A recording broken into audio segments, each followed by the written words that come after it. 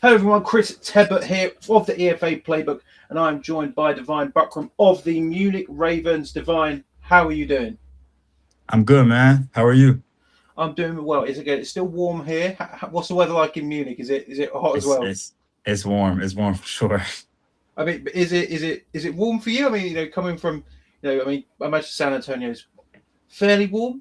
I mean, you've been in some warm Yeah, places. How does it compare? yeah, yeah. I've been to warm places, but these past few days and this past weekend has been warm for sure. So for sure. So obviously the Munich Ravens are taking on the Frankfurt Galaxy, a team. Both teams, I mean, pretty fairly well at this point. But this, I just want to break it down for everyone. Your football journey, all the way up to the Munich Ravens. So tell me, Mhm. where did it all begin? So funny you add. This year is actually gonna be year 20 for me. So year 20, I started when I was six. I grew up in Queens, New York. Mad. I started playing youth football there with the Bayside Raiders. And then 2013, I started high school, obviously. So I went away for boarding school out in Pittsburgh. So about 8 hour drive from home. Started playing for the Kiski Cougars, played 4 years there. And then after that, I got a scholarship at Lehigh University, where I played my 4 years there. I got my undergrad. Um, had a great experience at Lehigh. Then I went away for my fifth year because of COVID. I got an extra year because of COVID.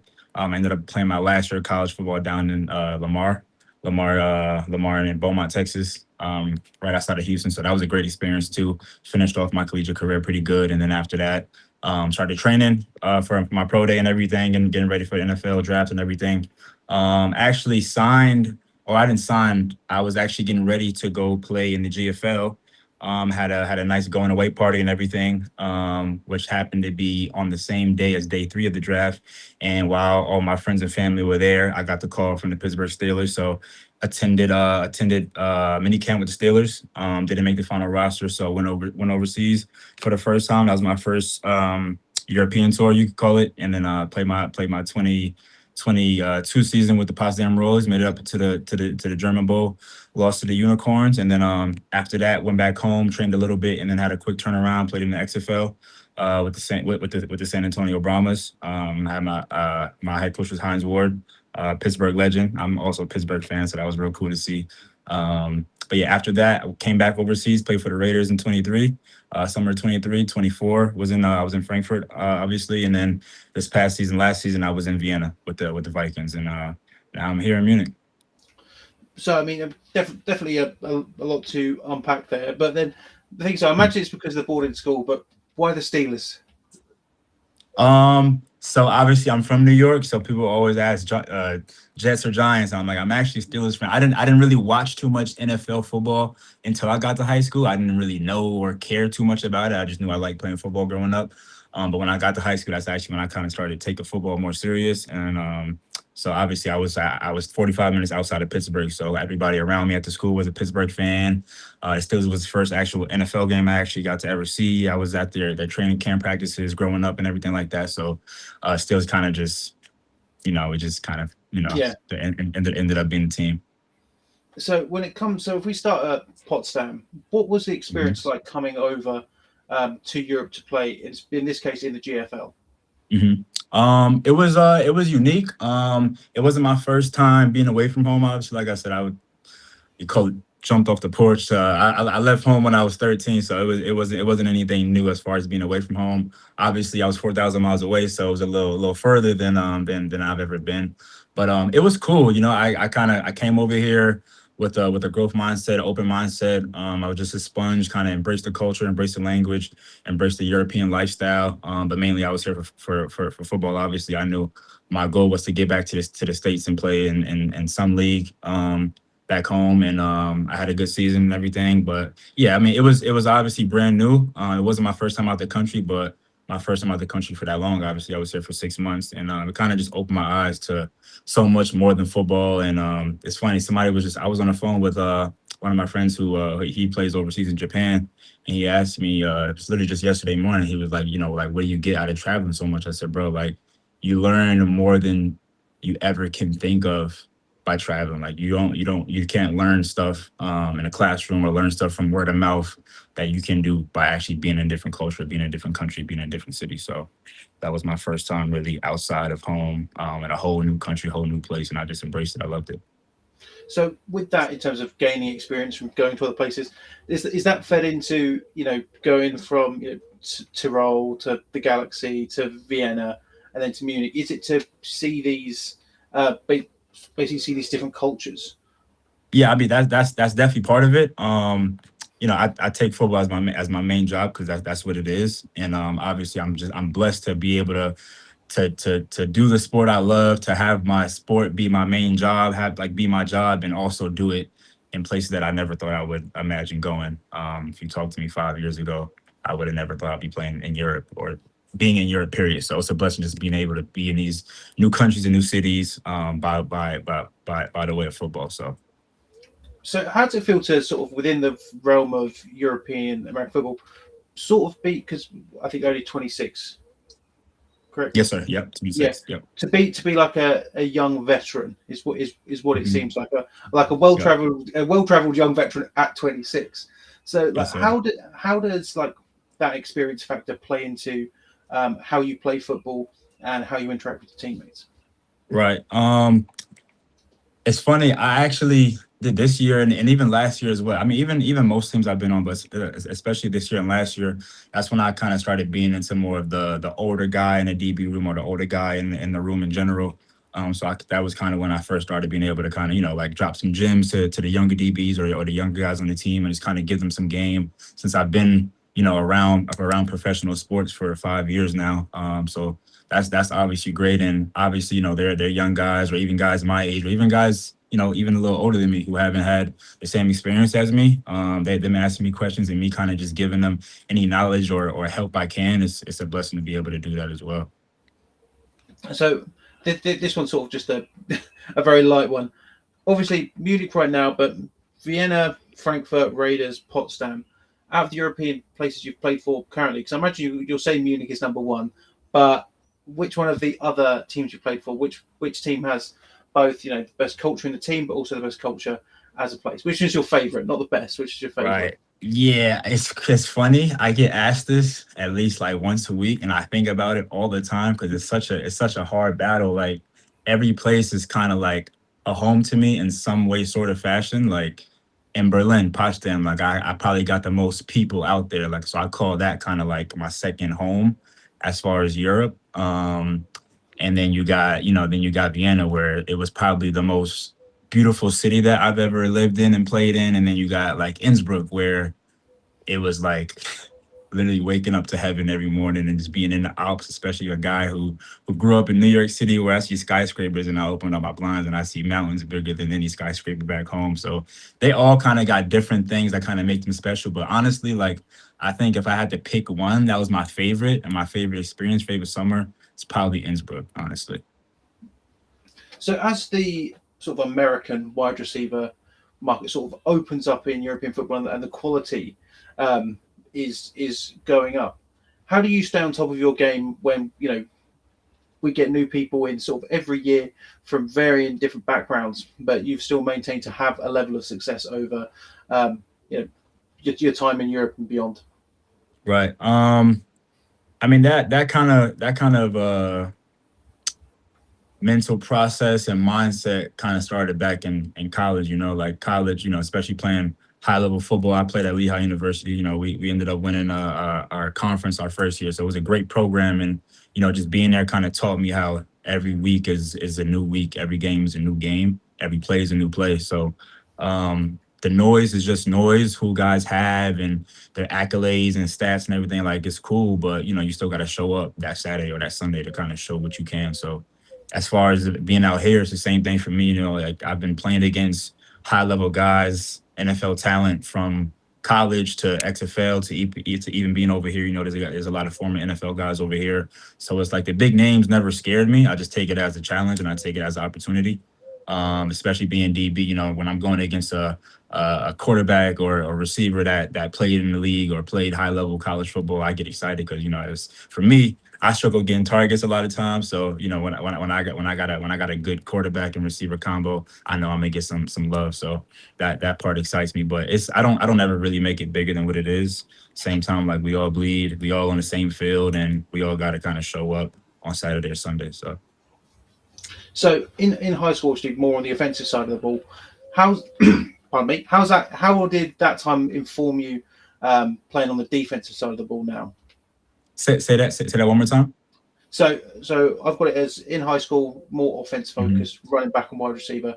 How I, did wa- I, that? wa- I was I was I was actually always a primary defensive guy. Okay, I no, played a there you little. go. Yeah, I played a little bit of offense my last year after begging my coach for like 2 years. Like, coach, put me at running back, put me in the slot. But I played mainly defense growing up. How were you at running back and receiver? I was smooth. I was very smooth. I wasn't your traditional running back. I would kind of just find a hole and hit it. And obviously, I'm smaller than most guys, but I'm definitely not easy to bring down. So I think that was my little specialty. And obviously, I was fast and everything, so it was fun. So there's nothing to Kendra going. I'm just saying if anyone goes down, maybe. He knows, and if he don't, he should. Right. So talking about this Saturday, obviously Frankfurt, Yeah, former team of yours. It's obviously an interesting dynamic when it comes to European football that there's only a fair few people who have like swapped, gone through a fair few teams, and you'll be playing. Obviously you've already defeated Tyrol, but is it strange playing against a former team? And are there people who are still there that you recognise that you got on with, or right. maybe the complete opposite? Yeah, it's funny. I actually spoke in front of my team yesterday about this. It is a little weird, I can say. It's not like anything super strange or super uncomfortable for me, but it is a little weird because this is kind of the first time, at least in my career, where I do get to play against my former team. Like back in college, like you play against somebody your freshman year and they're the same class as you, you're gonna be playing against them for the next 4 years. And then even when I played in the XFL, like I played one season there. So, guys that I played with and guys I played against, those were kind of the same. I never got to end up playing against my old team or against former teammates and stuff like that. So me being out here and me kind of, being around on different teams and traveling and stuff, it is a cool experience. But same time, I don't make it bigger than what it is. I know those guys and they know me. I respect them, and hopefully they respect me as well. But same time, like for those 60 minutes between the whistles, it's just business. So So when it comes to the fan bases of, I'm not going to get you to rank them or anything. Don't get me wrong, but what's it like to experience a fan base as passionate as the Munich Ravens? Obviously, only one game so far, but they're mm, definitely one of the most vocal fan bases, at least in my experience. yeah, yeah, for sure. I played like you said. We played one game so far, and we got to play. We had the privilege of playing in Grunwalder Stadium, the home of 1860. So just being in that environment, being in that stadium, it kind of just brought a little extra something out of us, and I'm sure it brought a little something extra out of the fans. I think we have some 1860 fans there as well, but obviously, like the Ravens flock, the Ravens crowd, they just bring so much energy. And honestly, I wasn't sure what game days would look like here in Munich. Obviously, I played against Munich when I played for the Raiders, but that was their first year of being a team, and that was their first game ever. So I wasn't sure of what that would look like this year. But they definitely surprised me in a great way. They brought energy. Third downs was loud. That first play when BJ Harris took the kick return touchdown back, I don't think I've ever seen or heard a stadium erupt like that, especially with only being 5,000 6,000 people in the stand. So I'm definitely excited for these next five home games we got and the crowd we got. So when we're looking at the Munich Ravens offense, I've been very vocal in saying that it's just amazing. What does it feel like being on the inside of that and just looking at the wealth of talent and experience that is there? Would you look at that and go like, this is just a perfect situation to be on the Munich Ravens roster in 2026? Yeah, yeah. It's like you hitting everything I be thinking about. Or maybe I just be thinking too much. I was actually thinking about this earlier today. Like I'm so happy that I ended up signing here and I didn't end up staying home or possibly going to a different team because the way this roster and the coaching staff is panning out, it's just something like it's no other. Like, you know, you see it around Europe with a few other teams like Vienna and, you know, a bunch of other programs kind of just stacking up. But like when you look at our roster and you look at our potential and you look at our coaching staff, it's like the only people that can really beat us, in my opinion, is ourselves. And obviously, you know, anybody else would say the same thing for them and their team. But I truly think we got something special, especially with the offensive side of the ball. You know, it takes a lot of pressure off the defense when you know you got an offense that can score 50 plus like they did in the first game, despite whoever the opponent is. And obviously, our defense is stacked as well. We got a lot of talent, a lot of imports, and our homegrowns are damn near just as good. So it's just exciting playing with 10 other guys that, you know, kind of have that same energy and same mindset as you, that, you know, we just want to go out there and dominate. So obviously you've seen a lot of, you know, QBs sort of come and go here in European football. So when you look at Ethan Garbers, what would, I know it is, you may not, just because it's like, what sort of advice is there for someone who's just come over to start their European football journey? To be fair, at any position. right, it's I would start. I've got some guys out here to Europe's, like some friends I play with or kind of just known from football, and I've helped get them over here and kind of, you know, talk them through and kind of what that process is like. But I always tell them like it's gonna be a lot more different than what you've ever been used to, especially for guys coming from the States. And that's not in a positive or negative way. It's just a different type of experience playing ball. It's still American football at the end of the day, but it's European American football. So, you know, it's just a little different with not the rules, but roster rules are definitely a little different with the limited amount of imports and you only get 4 Americans, two on offense, 2 on defense usually. So, but I guess advice, I would just say have an open mindset, be a sponge, take everything in, embrace the culture.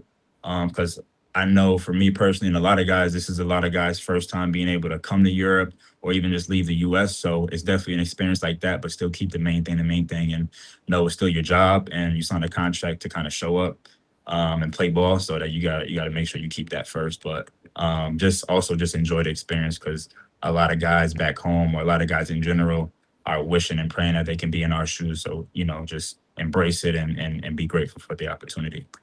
Then the final question here, what can the people expect out of the Munich Ravens versus the Frankfurt Galaxy live on EFA's YouTube channel? I think it's going to be a show. I think that's really the best word and the best way I can put it. It's going to be a show, both offensively and defensively. I know we're confident on both offense, defensively, and special teams as well. And I know Frankfurt has always been confident, as they should be. They're a good team. But I think it's going to be a heavyweight fight. Obviously, you know, I'm going to be thinking Munich is going to be coming out with the win, but I know it won't be easy by any means. You know, our team respects their team, and I think their team respects us as well. So it's going to be a show for sure. And then with everyone, thank you so much, Divine, for coming. Hopefully it won't be the last time we see you on here, but good luck for this Saturday's game. It's going to be coming at you at 6 p.m. Central European Summertime, I believe is what it is, and then 5 p.m. if you're British summertime like me. But Divine, thank you so much for coming on. And yeah, I've got nothing else. Just thank you so much. Absolutely, Chris. Appreciate you having me, man. Thank you.